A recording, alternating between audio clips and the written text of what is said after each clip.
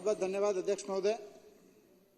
मैं 18-19 महीने बाद इस सदन में बोल रहा हूं खड़े होके, और ये मेरे लिए सौभाग्य की बात है कि भारतीय जनता पार्टी के तमाम कुकर्मों, कुचक्रों, साजिशों के बावजूद मैं सीना चौड़ा करके यहाँ खड़ा हुआ हूं। तो इसलिए खड़ा हुआ हूं कि ईमानदारी के भी काम करता हूं। अभी ये भाजपा नेता बोल रहे थे, विजेंद्र गुप्ता जी, देश में कानून का राज है। यही तो फक्र है और इसी वजह से तो मैं आज यहाँ बैठा हूं कि कानून का राज है। अगर इनके पिताजी का राज होता तो मैं जेल में सड़ के मर गया होता।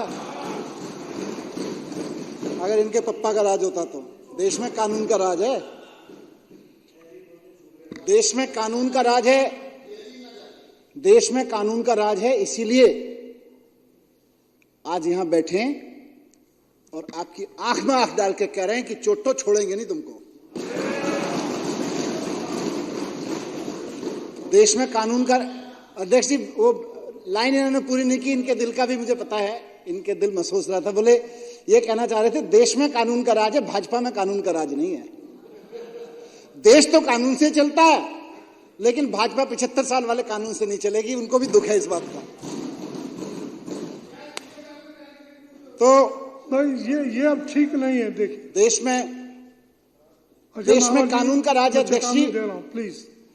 देश में कानून का राज है, इसीलिए कश्मीर से लेकर कन्याकुमारी तक जितने विपक्ष के नेताओं पर इन्होंने गैर कानूनी काम किए, इनके हर गैर कानूनी काम पे इनको कानूनी गालियां पड़ रही हैं। सुप्रीम कोर्ट से लेकर हाई कोर्ट से लेकर अब तो लोअर कोर्ट भी इनको गालियां दे रही हैं। क्या कर रही हैं एजेंसियां? क्या ये बीजेपी से नहीं पूछे जा रहे हैं। आज सुप्रीम कोर्ट से लेकर लोअर कोर्ट तक, कश्मीर से कन्याकुमारी तक जो लताड़ रहे हैं एजेंसियों को, वो एक्चुअली तो भारतीय जनता पार्टी को लताड़ रहे हैं, क्योंकि देश में कानून का राज है और ये लोग गैर कानूनी काम कर रहे हैं, असंवैधानिक काम कर रहे हैं।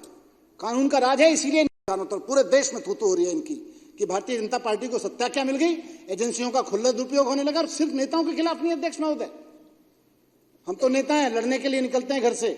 जिस दिन सोचते हैं कि राजनीति में जाएंगे, उस दिन लड़ने के लिए तैयार होकर निकलते हैं कि लड़ना है, कोई रेड कारपेट लेके नहीं बैठेगा।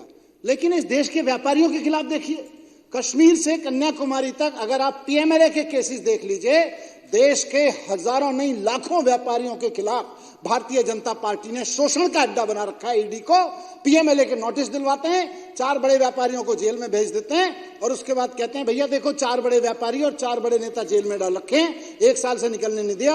आतंकवादियों वाले कानून, ड्रग माफियाओं वाले कानून लगा के तुमको भी जेल में डाल देंगे, चंदा दे दो। और चंदा देना पड़ता है बेचारे को। व्यापारियों का ऐसा शोषण कर रखा है, आप दिखा लीजिए। हाई नेटवर्क इनकम के कितने लोग भारत छोड़ के गए हैं और उनमें से कितने लोगों को पीएमएलए का नोटिस दिया गया था। शर्म से डूब मरेंगे भारतीय जनता पार्टी वाले अगर ये डेटा सामने आ जाए। बात हम सिर्फ अपोजिशन की नहीं कर रहे हैं। मैं तो 17 महीने इनके कुकर्मों के कारण जेल में रह के आया हूं। कानून का राज नहीं था इसलिए जेल में रह के आया हूं। कानून तोड़ के राज बना रहे हैं। 17-18 महीने मुझको जेल में रखा, मुझको नुकसान हुआ। मैं अपने परिवार से दूर रहा, असेंबली से, विधानसभा से दूर रहा, मैं लोगों से दूर रहा, ये मुझको नुकसान हुआ। लेकिन असली नुकसान तो देश को हुआ, जनता को हुआ, दिल्ली की जनता को हुआ, जिसने भरोसा करके शिक्षा मंत्री बनवाया था, केजरीवाल जी को मुख्यमंत्री बनवाया था। केजरीवाल जी ने शिक्षा मंत्री का काम दिया था, मैं स्कूल बनवा रहा था, अस्पताल बनवा रहा था, टीचर्स यूनिवर्सिटी बनवाई थी, उसका क्या हाल है। स्किल यूनिवर्सिटी बनवाई थी, उसका क्या हाल कर रखा है इन लोगों ने। मैंने स्पोर्ट्स की university, skill university, teachers university बनवाई। टीचर्स को फिनलैंड भेज रहे थे पढ़ने के लिए, शिक्षा की ट्रेनिंग के लिए। आज मैं पंजाब के टीचर्स को भेज के आया हूं फिनलैंड, हमारे यहां दिल्ली के रुकवा दिए। ये नुकसान हुआ। मैं होता तो इन चीजों के लिए 4 वॉइस लड़ रही थी, 5वीं वॉइस मैं भी बन के लड़ता और इनको करते, लेकिन नुकसान हुआ। अध्यक्ष महोदय, मैं अपनी बात पे आऊंगा, उससे पहले भाई मदन लाल जी ने जहां से बात शुरू की कि बात सिर्फ मेरी नहीं है, बात सिर्फ सर की नहीं है, केजरीवाल साहब की बात यह है कि लोकतांत्रिक रूप से जब जनता ने इनको इनकी औकात दिखा दी कि भाई तुम्हारी औकात 7-8 सीट से ज्यादा नहीं है, और पहले तो 3 सीट से ज्यादा नहीं थी, उस वक्त इन्होंने, मदन लाल जी ने थोड़ा सा डेटा पढ़ा, 50 केसेस दिल्ली के चुने हुए मुख्यमंत्री के ऊपर लगा रखे हैं। 12 केसेस लगातार खत्म हो गए, हमारे केसेस में से ज्यादातर खत्म हो गए, ये जो बचे हैं ये भी खत्म हो जाएंगे। इन्होंने 3 केसेस सत्येंद्र जैन के ऊपर लगाए, जिनमें से 2 केस खत्म हो गए, खारिज हो गए, 1 बच रहा है, अभी वो भी खारिज हो जाएगा। इन्होंने 1 केस गोपाल राय जी के ऊपर लगाया 2012 का निकाल के, गोपाल राय जी उससे डिस्चार्ज हो गए। ये कानून के राज की बात कर रहे हैं। ये जर्नैल सिंह 2 केस लगाए, दोनों में डिस्चार्ज हो चुके हैं। संजीव झा 3 केस लगाए, 2 में डिस्चार्ज हो चुके हैं, 1 अभी बाकी है, उसमें भी डिस्चार्ज होंगे। ये बता रहे हैं कानून का राज है। कौन से कानून की बात कर रहे हैं? ये सारे के सारे केसेस कौन से कानून में आते हैं? बीजेपी के झूठ बोलने के, झूठ फैलाने के और एजेंसियों को दुरुपयोग के अलावा किसी कानून में नहीं आते। मुझको जेल भेजा, अरविंद केजरीवाल जी को जेल भेजा, हम तो स्कूल बनवा रहे थे, यहां बैठ के काम कर रहे थे। 30,000 करोड़ का बजट होता था, इसी विधानसभा में पहला बजट पास किया था 30,000 करोड़ का। और उससे पहला बजट, जिस बार मैं वित्त मंत्री के रूप में बजट पेश किया, उससे पहला बजट रिकॉर्ड है विधानसभा का, उठा के देख लीजिए, 25,000 करोड़ का बजट था। और उससे पहले के बजट जो थे वो कभी 24,000 करोड़ रुपए, 23,000 करोड़। पिछले 5-7 साल हमारे आने से पहले देखेंगे तो 20,000 करोड़ से 25,000 करोड़ पहुंचने में 5-7 साल लगते थे बजट को, लेकिन केवल 5 साल के अंदर अंदर 30,000 करोड़ का बजट 75,000 करोड़ रुपए पहुंचा दिया। अगर बेईमानी करनी होती तो उसमें से अगर 0.001% कर देते, मेरी पार्टी के कई साल के लिए फंड इकट्ठा हो जाता, अध्यक्ष महोदय। लेकिन नहीं करनी थी, इसीलिए 30,000 करोड़ का जो बजट था वो धीरे धीरे करके, ईमानदारी से टैक्स कलेक्शन करके, ईमानदारी से नीतियां बनाकर, ईमानदारी से खर्च करके उसको किया, तब 30,000 करोड़ का बजट 75,000 करोड़ रुपए पहुंचा। ये एजेंसियों का दुरुपयोग करते हैं, हम कानून का सदुपयोग करते हैं, हम अपनी दी गई पावर का सदुपयोग करते हैं, इसलिए 30,000 करोड़ का बजट 75,000 करोड़ रुपए हो गया। और झूठे आरोप लगाते हैं। फिर मैं इन केसेस की डिटेल में नहीं जाऊंगा तो एक एक एमएलए खुद बता सकता है कि किस किस तरह से लगाए थे।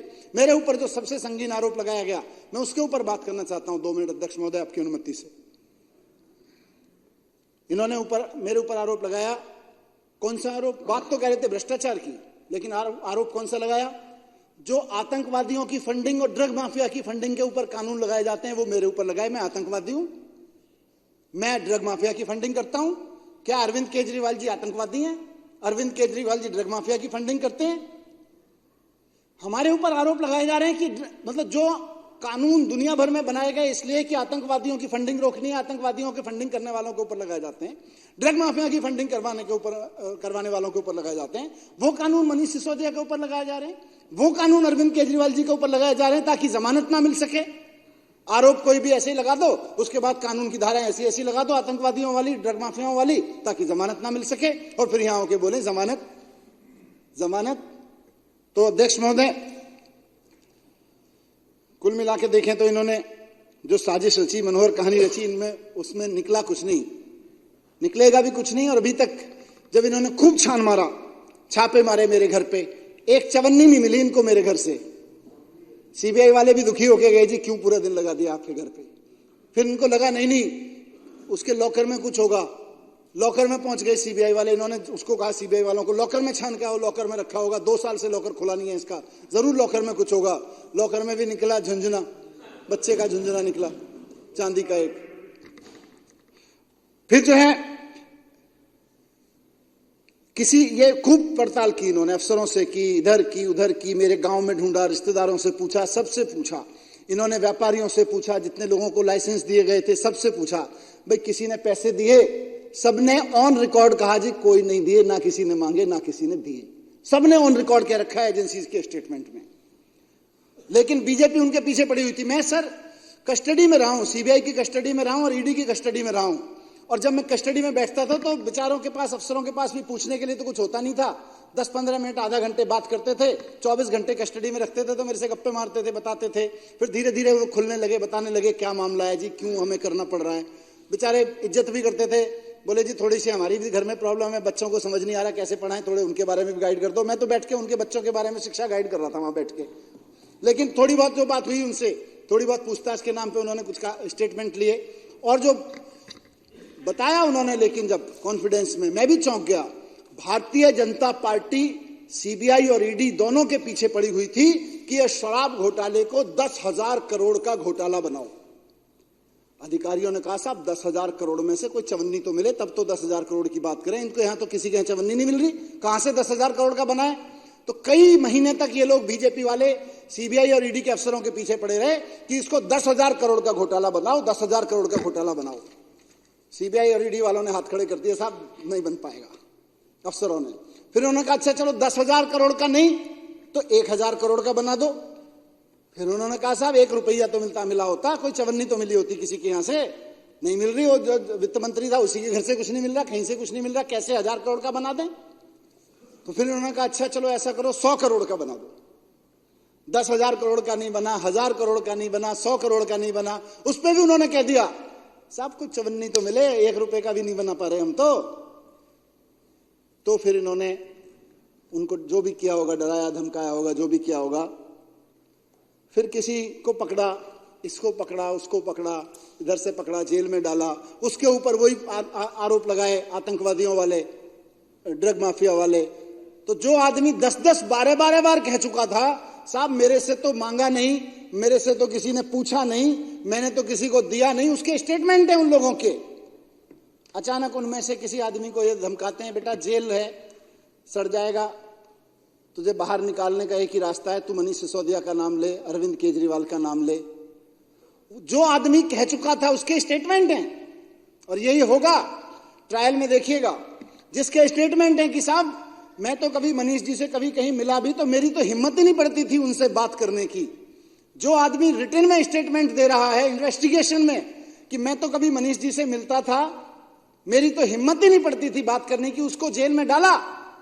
6 महीने बाद उससे एक स्टेटमेंट लिया मेरे खिलाफ, कुछ उससे बुलवाया, मुझको उठा के अंदर जेल में डाल दिया। जब मेरी बेल का मैटर ऑनरेबल सुप्रीम कोर्ट में पहुंचा, ऑनरेबल सुप्रीम कोर्ट ने ऐसे ही इनकी हरकतों के कारण कहा था कि तुम जो ये कानून के सबूत लेके आए हो, जो सो कॉल्ड तुम्हारे सबूत हैं, 2 क्वेश्चन में फ्लैट हो जाएंगे तुम्हारे सबूत। ये बात सारे अखबारों में फ्रंट पेज पे छपी थी जब मैं जेल में था। 2 क्वेश्चन में फ्लैट हो जाएंगे तुम्हारे सारे सबूत, ये ऑनरेबल सुप्रीम कोर्ट ने कहा है। ये सबूत लाए हमारे खिलाफ, जिसको ऑनरेबल सुप्रीम कोर्ट ने कह दिया भाई 2 क्वेश्चन में फ्लैट हो जाएंगे जब ट्रायल में चलेगा। तो मुझे जेल में रखा। फिर उसके बाद में फिर हुआ भाई अब संजय भाई को कैसे डालें।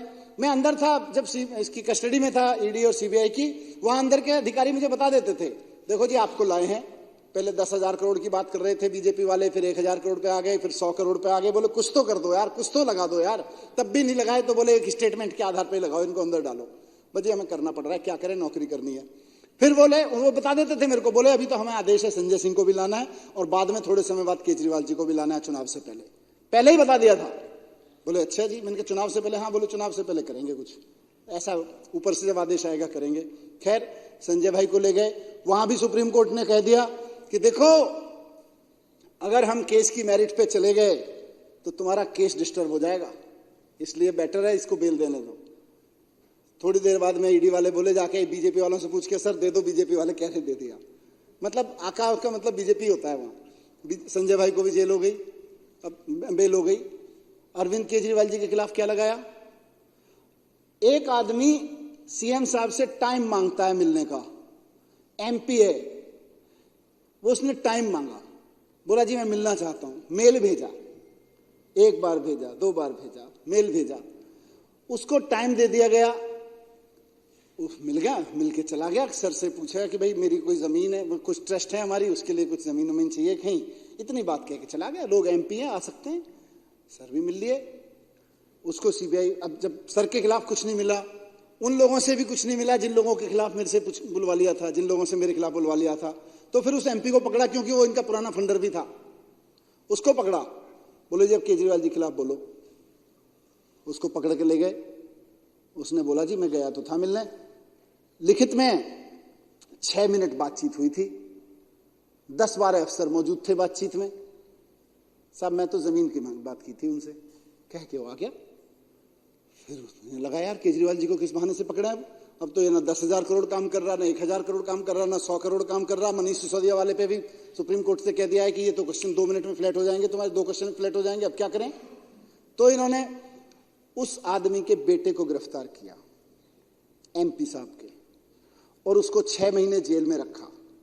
और 6 महीने जेल में रखने के बाद उसको लालच दिया, और मैं इन्हीं का भाजपाई शब्द यूज कर रहा हूं जानबूझ के, क्योंकि ईडी वही बोलती है कोर्ट में, या ईडी वही बोलती है अपनी उसमें जो ये उसको डिक्टेट करते हैं। इन्होंने उसको शब्द को यूज किया और इनके वकील ने वहां पे वो शब्द यूज किया है कि साहब ऐसे लॉलीपॉप तो हमको देने पड़ते हैं। लॉलीपॉप दिया उसको। 6 महीने एक भाजपाई फंडर एमपी के बेटे को 6 महीने जेल में रखा और फिर उसको, जैसा ईडी खुद मानती है, लॉलीपॉप दिया, तेरे को बचा लेंगे, तेरे को जमानत करवा देंगे, केजरीवाल जी का नाम लेके। तो जो आदमी पहले कह रहा था जी मैं तो 6 मिनट मिला, 10-12 अफसरों की मौजूदगी में मिला था, उसने एक स्टेटमेंट दिया जी मेरे से पैसे मांगे थे, उसका बेटा बाहर आ गया। अब ये तो इसीलिए ऑनरेबल सुप्रीम कोर्ट ने कहा था कि ये ट्रायल में चलेगा तो 2 क्वेश्चन में फ्लैट हो जाएगा। अरे एक आदमी जो पहले कह रहा है जी 6 मिनट मिला था, मांग के अपॉइंटमेंट मांगा था, रिकॉर्ड पे अपॉइंटमेंट मांगा हुआ है, और 12 अफसरों की 10-12 अफसरों की मौजूदगी में मिला था। 10-12 अफसरों की मौजूदगी में 6 मिनट की मीटिंग में केजरीवाल जी ने तेरे से 100 करोड़ भी मांग लिए, और तू पहले मना भी कर रहा था जी मैं तो जमीन मांगने गया था। ये कोई केस है क्या? ये मजाक है। लेकिन क्योंकि इनके पास पावर है, इनके पास पावर है कि केजरीवाल जी जो काम कर रहे हैं दिल्ली में, उनको कह सकते हैं भाई ये तो आतंकवादी है, डालो अंदर, ये तो ड्रग माफिया है, डालो अंदर, वो कानून लगा लगा के अंदर डाल रहे हैं। तो एजेंसियों के दुरुपयोग का तो इनको पीएचडी अवार्ड मिलना चाहिए इस देश में।